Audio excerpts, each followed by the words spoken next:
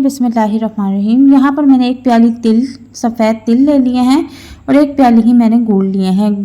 तिल के फ़ायदे मैं आपको बता देती हूँ कि तिल हमारे जिस्म में जितनी भी कमज़ोरियाँ हैं, कमज़ोरियों की वजह से जो हमारी टांगों में, कमर में दर्द रहता है, ख़ास उन ख़वातीन को जिनको लिकोरिया की वजह से या मेंसेस के आगे पीछे होने की वजह से या ब्लड की कमी की वजह से जिस्म में हर वक्त दर्द रहता है, तो वो तिल का इस्तेमाल अपनी डेली डाइट में लाजमी शामिल करें।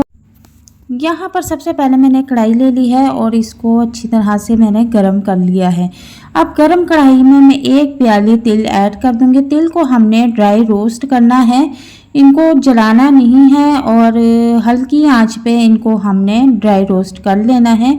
इससे क्या होता है कि इसकी लाइफ जो है वो बढ़ जाती है और जल्दी से इसकी रेसिपी ख़राब नहीं होती। तो तिल के फ़ायदे तो बेशुमार हैं। घर के ऐसे बच्चे जो कि एज में बड़े हैं और बिस्तर पर पेशाब कर देते हैं, तरह तरह के इलाज करवा लिए हैं, लेकिन उनको कोई फ़र्क नहीं पड़ता, तो आप उनको ये रेसिपी बना कर दें। चंद दिनों में ही इसका आपको इतना ज़बरदस्त रिज़ल्ट मिलेगा कि आप खुद हैरान रह जाएंगे। और यहाँ पर ये ड्राई रोस्ट हो चुके हैं, इनको उतार लेंगे। तो एक तरफ मैंने फिर कढ़ाई ली है और उसमें मैंने आधी प्याली पानी ऐड किया है। आधी प्याली पानी में एक प्याली गुड़ डाल देंगे और गुड़ को हमने अच्छी तरह से मेल्ट कर लेना है। और जब गुड़ अच्छी तरह से मेल्ट हो जाए तो इसमें हमने एक प्याली तिल जो ड्राई रोस्ट करके रखे हुए थे वो इसमें हम डाल देंगे और इनको खूब अच्छी तरह से हम पका लेंगे।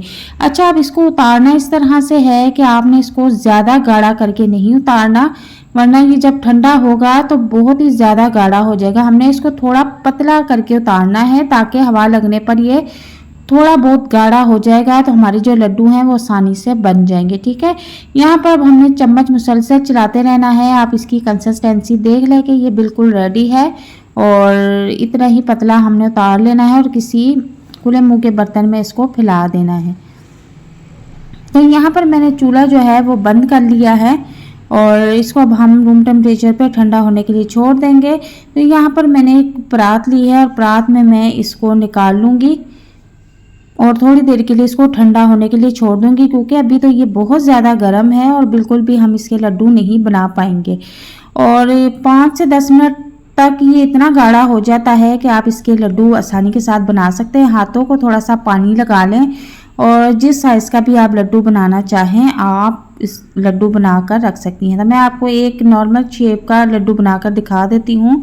ये बनाकर आप लंबे अरसे तक स्टोर करके रख लेंगे। इतने मज़े के होते हैं कि आपके घर के बच्चे बड़े सब बड़े शौक से एक दिन में ही खाकर ख़त्म कर देंगे। तिल के तो इतने ज़्यादा फ़ायदे हैं कि अगर आपको मैं बताऊं तो आप हैरान और परेशान हो जाए। तिल में बहुत ज़्यादा मिकदार में आयरन, कैल्शियम पाया जाता है और तिल हमारे बालों के लिए, स्किन के लिए, नाखूनों के लिए बहुत ही ज़बरदस्त चीज़ है। आप इसका इस्तेमाल अपनी डेली डाइट में लाजमी शामिल करें।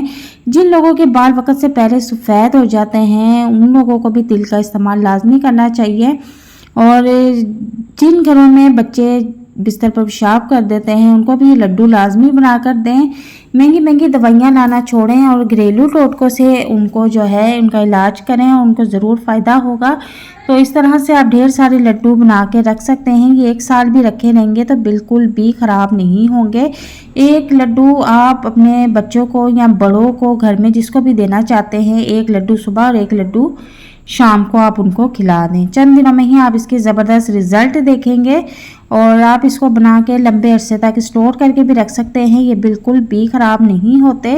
और इसको खाने का तरीका ये है कि एक लड्डू आप सुबह खा लें और एक लड्डू रात को सोने से पहले खा लें। बहुत ही ज़बरदस्त और मज़ेदार लड्डू बनके तैयार हैं। उम्मीद करती हूँ आपको रेसिपी पसंद आएगी।